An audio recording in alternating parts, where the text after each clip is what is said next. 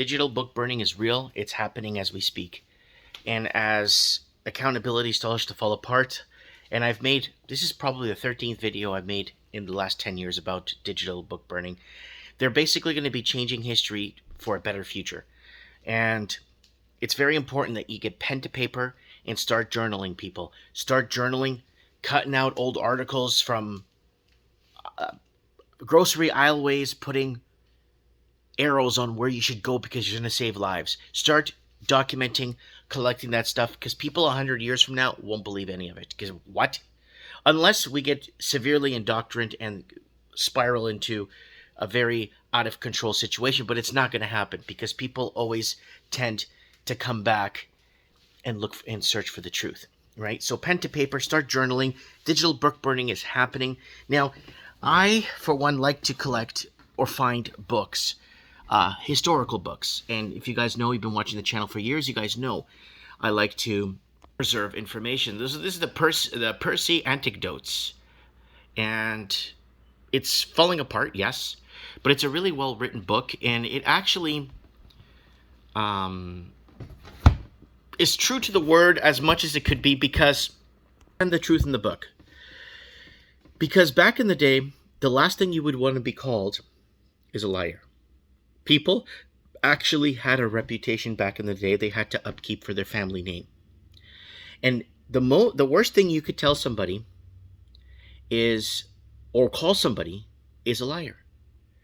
People will take severe offense to that 100, 150, no, maybe 150 years ago.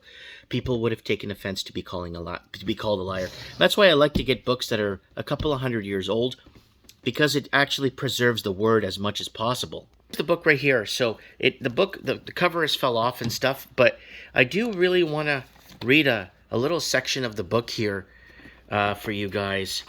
And it's the first visit of Europeans. Let me see if I can adjust this to a way, there we go, so I could actually see it, because the printing is so small. First visit of Europeans to America. Look how big my finger is, look. So that's how small the print is. Okay, here goes. The Aborigines of America thought that the first vessel that visited them was a large fish or animal, while others were of opinion that it was a very big house floating on the sea, in which the Manitto, the great supreme being, himself dwelt, and was come to visit them. The officer dressed in the red who approached them was considered the Manitto. So the guy dressed in red was the Manitto. So Manitto himself, what they mean is Manitto to, I think, Aborigine, is like the spirit, water, land, air god, or a god or spirit of a god, or something of that brings balance to nature. Comment below in the comments if you know. I really don't know. I looked it up and I'm not getting a straight story. The chiefs and the wise men assembled in council formed themselves into a large circle towards which the man in red clothes approached with two others. He saluted them with a friendly countenance, and they returned the salute after their manner. They were lost in admiration.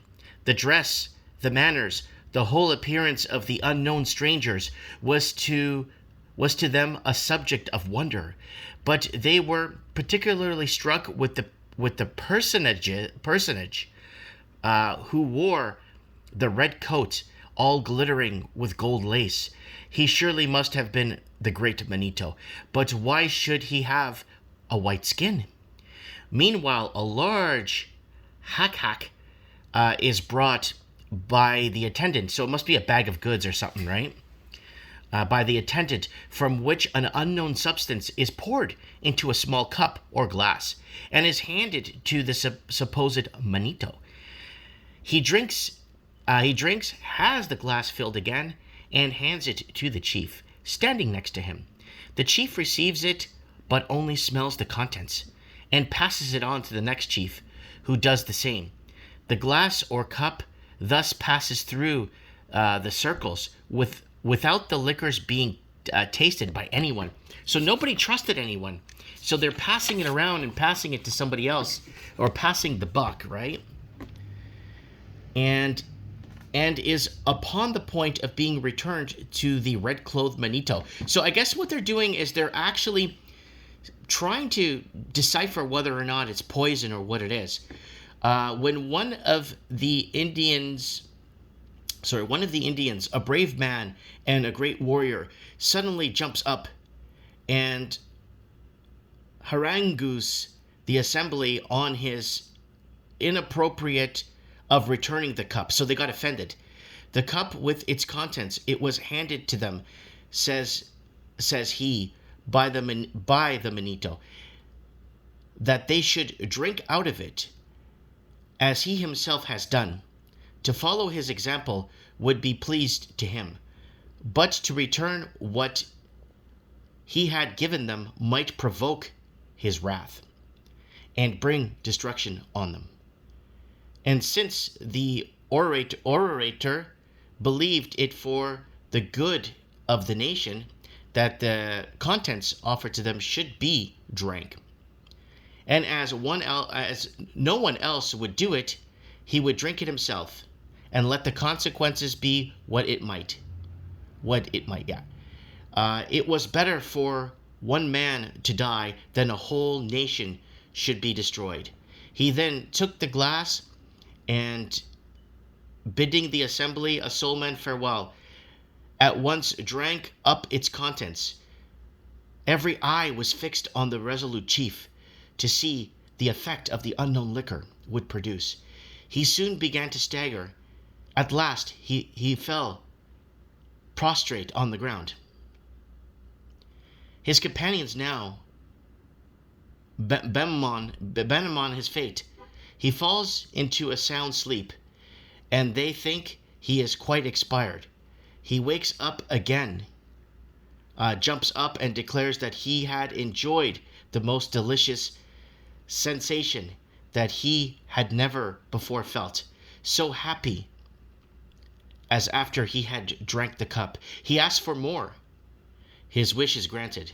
The whole assembly then imitate him, and all become intoxicated.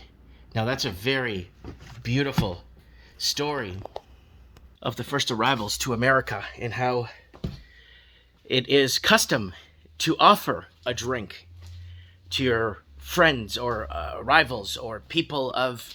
So they thought he was the Great Manitto. They thought this man dressed in red with golden straps or golden linen or golden outlines was the Great Manitto himself. And it's very beautiful to conserve and preserve this kind of information, because I feel that it's very important to know who these people were, what they were about, and what they mean to us today. And without a lot of these people, or without a lot of these occurrences happening, a lot of us wouldn't be here today. A lot of the infrastructure wouldn't be in here today. A lot of the building relations and destroying relations between mankind and between humans in general,